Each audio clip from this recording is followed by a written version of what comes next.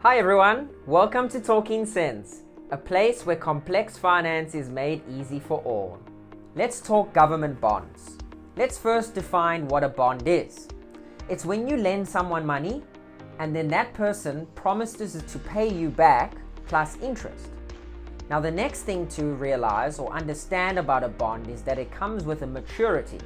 That is the date in the future that the person who borrowed the money from you must pay you back in full. The next thing is a coupon. The coupon is the interest that you receive over time.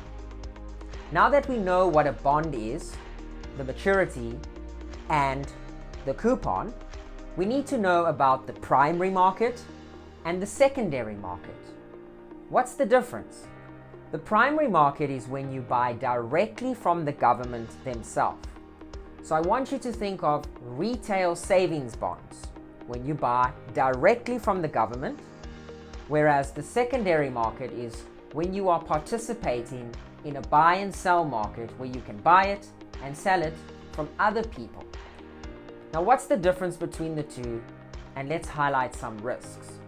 Now in the primary market, in the RSA retail bonds, your money is guaranteed because there is no risk because there's no one trading those bonds. So the price does not fluctuate or move and the government guarantees you that money back, plus the interest they've promised to pay you. Now they can default nominally, which means they dilute the currency, so the amount of money you get back might buy you less. Alright, but the nominal amount is guaranteed, and that's why they say guaranteed returns, low risks, no fees, and no commissions. The secondary market comes with risk.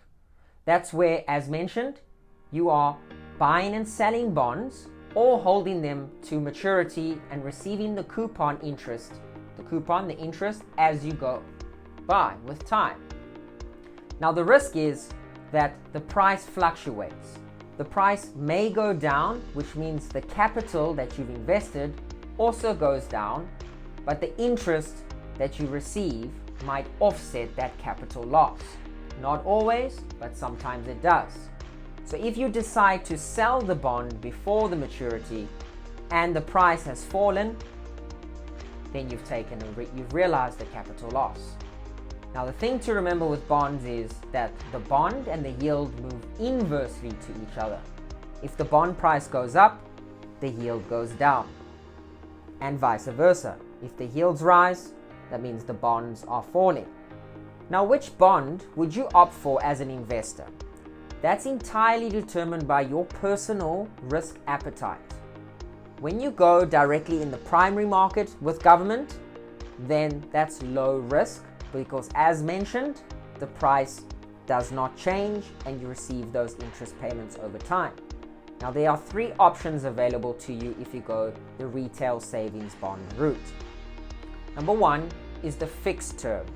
You can go for 2 years, 3 years, or 5 years, and the interest rate is reset on a monthly basis. However, if you buy in a respective month with an X interest rate, let's say a 10% interest rate for June, for example, and you buy it, that interest rate will stay fixed for the 3-year term that you've opted for or the 5-year you've opted for. Now, July's interest rate could be higher or it could be lower, which is determined by other factors that are happening in the secondary market.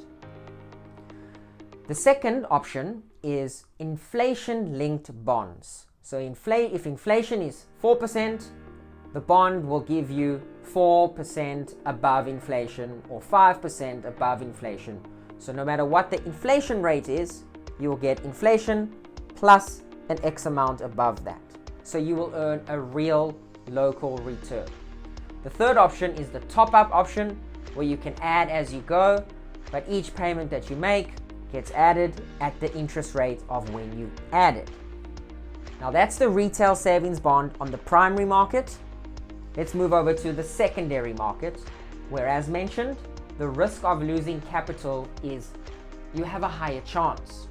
But the rewards can also be higher because if you lock in a high yield, and the bond price moves up, not only did you lock in a high interest rate, you also benefit from the capital appreciation if the bond price itself moves up. Remember, bonds and yields move inversely to each other. So the person who can handle price volatility and watching their capital at times maybe be lower than what they originally bought at, if you can handle that sort of risk, you could potentially earn more reward. Now let's talk about the tax consequences when it comes to buying and selling government bonds. When you buy a retail savings bond, the interest that you earn is taxable, which then gets added to your taxable income. Likewise, in the secondary market, capital gains tax or interest is also taxable. However, there are options where you can buy tradable government bonds in your tax-free savings account, which you stand to benefit tax-free. Now let's summarize what we've learned here today.